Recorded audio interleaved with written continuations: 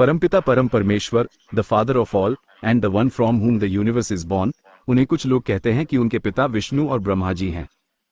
लेकिन कितनी सच्चाई है इसमें, आज जानेंगे इस वीडियो में, तो इसे लास्ट तक देखिएगा, बहुत मजा आएगा। अभी मजा आएगा ना भिड़ो। तो सबसे पहले हम वेदों पर आएंगे, जो कि सबसे सुप्रीम स्क्रिप्चर है पूरे सनातन धर्म के।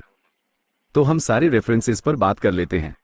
तो मैं बता देता हूं कहां कहां पर उनके अजन्मे होने का मेंशन आता है, और मैं सबका रेफरेंस देता चलूंगा, आप चेक भी कर सकते हैं।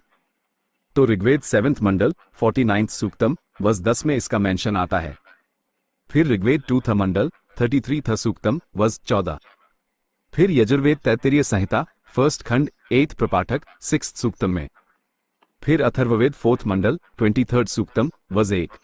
फिर सापनिषद ब्राह्मण खंड 6 अध्याय 1 3rd ब्राह्मण वर्स 10 में भी। फिर अथर्ववेद 4th मंडल 28th सूक्तम वर्स 6। फिर ऋग्वेद खिल शिव संकल्प सूक्तम 18th 19th मंत्र। फिर यजुर्वेद तैत्तिरीय संहिता 5th खंड 5th प्रपाठक 9th सूक्तम। फिर श्वेताश्वतर उपनिषद सेक्शन 2 वर्स 2।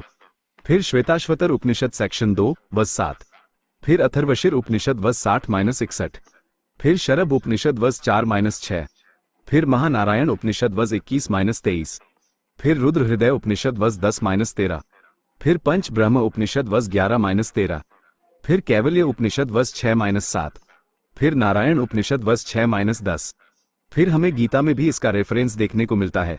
एग्जाम्पल के लिए Shri Shiva Gita 6th discourse verse 6-10 by Shri Chitrapur Shrivali Math, और Shri Shiva Gita 6th discourse verse 20-23 by Shri Shrivali Chitrapur Math. खैर, महाभारत में लिखा है कि उनका जन्म विष्णु से होता है, लेकिन वहां पर यह भी लिखा है कि उनका जन्म ब्रह्मा से होता है। तो असल में ब्रह्मा और विष्णु से जिनका जन्म होता है वो असल में रुद्र नीलोहित और रुद्र कपर्दिन हैं। लेकिन ऐसा होता क्यों है? तो ये महादेव की ही वरदान के कारण होता है, बिकॉज महादेव इन दोनों को वरदान दिया था श्री शिव महापुराण रुद्रेश्वरा संहिता खंड 3 अध्याय 9 में कि वो ब्रह्मा और विष्णु से अपने फॉर्म का जन्म करवाएंगे। खैर, महाभारत प्रतिज्ञा पर्व अध्याय 57 बाय बोरी क्रिटिकल एडिशन में लिखा है कि भगवान शिव अजन्मे हैं, वो सबके पिता हैं, including all Demi gods and जीव। उनके सबके पिता होने के प्रमाण महाभारत में कई जगह हैं, जैसे महाभारत दान धर्म पर्व अध्याय 16 बाय बोरी क्रिटिकल एडिशन। फिर महाभारत सौप्तिक पर्व अध्याय 7 बाय बोरी क्रिटिकल एडिशन में भी मिलता है। और बाकी ईश्वर गीता में तो है ही, श्री कूर्म महापुराण ईश्वर गीता खंड अध्याय 1 बस 34-35 में। बाकी श्री शिवनंदलेरी स्टांजा 3 बाय आदि गुरु शंकराचार्य में वो बताते हैं कि शिव अजन्मे हैं। तो आज हमने ये प्रूव किया कि महादेव अजन्मे हैं, लेकिन फिर भी कुछ भड़वाचार्य के तट्टे इसे एक्सेप्ट नहीं करेंगे।